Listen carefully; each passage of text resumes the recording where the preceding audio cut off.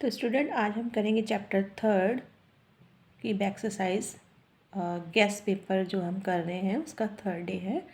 इसमें सबसे पहले हम करेंगे एमसीक्यूज़ में सबसे पहले पूछा है if length of one diagonal of a rectangle, ठीक है, is 6 centimetre, what is the length of other diagonal. यानी कि एक डायगोनल की जो है लेंथ 6 सेंटीमीटर है रेक्टेंगल की, ठीक है, तो दूसरे की क्या होगी। तो इसमें बेटा रेक्टेंगल की जो है ये सेम होती है अपोजिट साइड, तो 6 सेंटीमीटर ही होगी। तो इसमें ऑप्शन वैसे 4 हैं, ठीक है, तो इसमें बी का जो ऑप्शन है 6 सेंटीमीटर वो राइट है।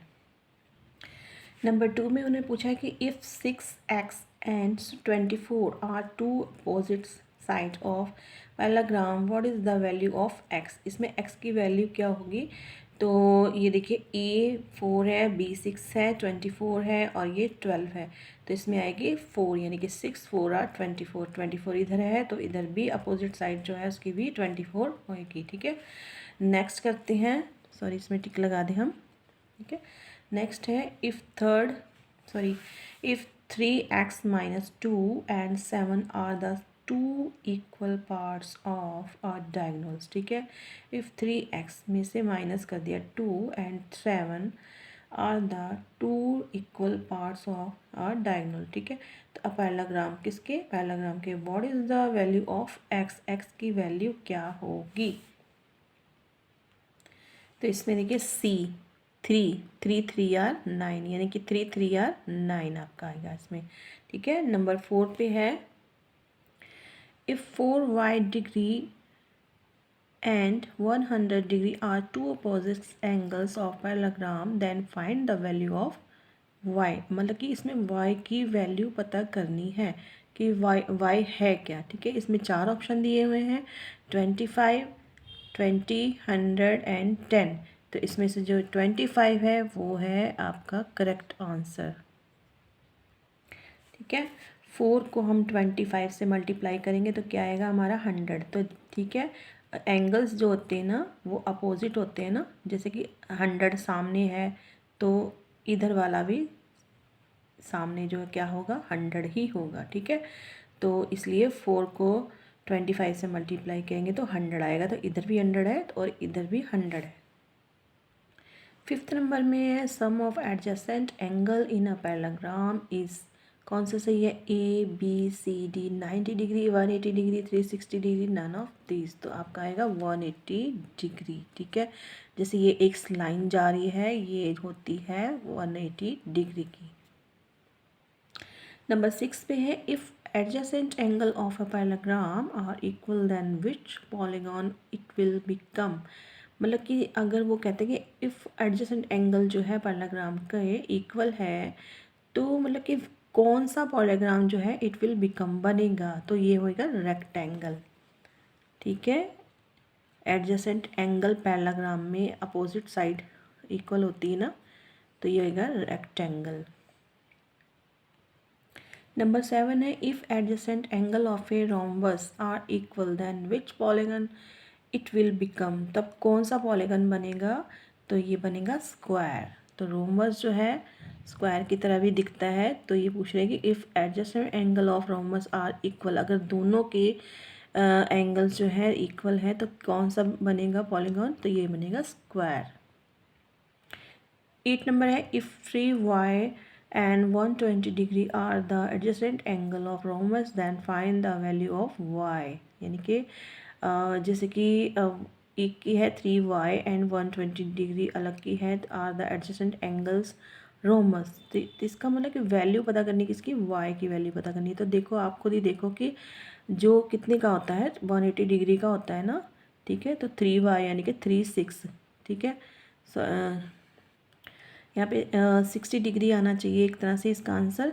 तो 3 को हम 2 से मल्टीप्लाई करेंगे तो 3 2 6, 3 0 0, 3 60, ठीक है। तो आपका हो गया 3 जो को हम 20 से जब हम करेंगे मल्टीप्लाई तो हमारा आ जाएगा 60 डिग्री। तो 60 डिग्री और 120 डिग्री कितनी बन गया 180 डिग्री। तो कौन सा सही है, सी हमारा 20 वाला सही है। ये कहते हैं 9 नंबर में है which of the following is not quadrilateral, मतलब इसमें से किसका क्वाड्रिलेटरल नहीं बनता है, सिर्फ ट्रायंगल का क्वाड्रिलेटरल नहीं बनता है। 10 नंबर में कहते हैं कि if angle A and angle C are two opposite angle then parallelogram then, तो अगर मान लो एंगल ए और एंगल सी जो है मतलब कि दो अपोजिट है, यानी कि ऐसे, ठीक है, इस तरह से मान लो या इस तरह से मान लो, ये जो कॉर्नर कॉर्नर बने होते हैं, ठीक है। तो ये कहते हैं कि अगर दोनों अपोजिट जो है ये ए है ये सी है, तो क्या होता है वो होता है इक्वल टू, यानी बराबर होते हैं। जैसे मान लो इधर 100 डिग्री है तो इधर भी 100 डिग्री होता है, ठीक है। तो ये बी आपका राइट है। Sum of exterior angles of a quadrilateral is, जो क्वाड्रिलेटर का जो एक्सटीरियर एंगल्स जो होता है वो होता है 360 डिग्री का, यानी कि अंदरूनी का, मतलब कि सारा जो भी होता है वो क्या होता है, जैसे इधर का 180 डिग्री हो गया तो इधर का भी 180 डिग्री हो गया, तो क्या हो गया 360 डिग्री हुआ। तो है बी आपका राइट। अब है ट्रू फॉल्स, तो इसमें है in parallelogram opposite side are equal, तो ये है आपका ट्रू। इसमें कहते हैं in parallelogram the sum of any two adjacent angles in 360 degree, no, ये है फॉल्स। थर्ड में है the diagonals of a rhombus bisect each other at right angles, तो ये है आपका true. The diagonals of a rectangle are equal, तो ये है आपका ट्रू। नंबर 5 पे है a rectangle having all side equal is called a rhombus, तो ये है आपका फॉल्स, ये आपका फॉल्स होने वाला है। 6 नंबर में है sum of interior angles of a triangle is 180 degree, तो ये है true. All sides of rhombus are equal in length, तो ये है बी है ट्रू। और रोम्बस इज स्क्वायर, कहते हैं रोम्बस जो है स्क्वायर है, तो ये है false. Fill in the blanks में in rhombus P Q R S diagonals P R equal to है 6 सेंटीमीटर के एंड क्यू एस है 8 सेंटीमीटर के, intersect of O and then O P equal to है किसके 3 सेंटीमीटर एंड ओ एस है 4 centimetre के।